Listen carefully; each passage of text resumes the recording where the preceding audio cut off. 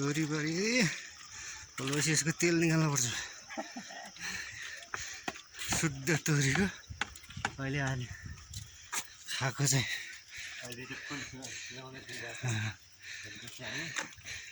यसको पुरै तेल निकाल्छौँ भएपछि यसको। त्यसपछि तरकारीमा हालेर त्यसपछि यसलाई हामीले तरकारीमा हालेर खान्छौँ। ल्याएर फुल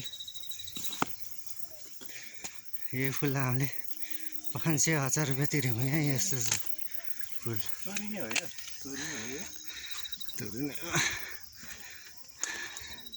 साग ल्याएर यो भाले भाले साग खाएर भाग्यो है भालेले। हरियाली माहौल तोरी फुलेको बनाइमा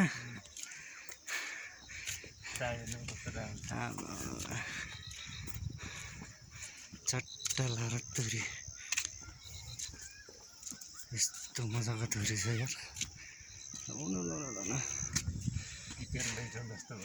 यो त काच्चे खायो नि मुखमा कस्तो रस आउँछ होला, अर्ग्यानिक रस आउँछ होला यो सागको त यार।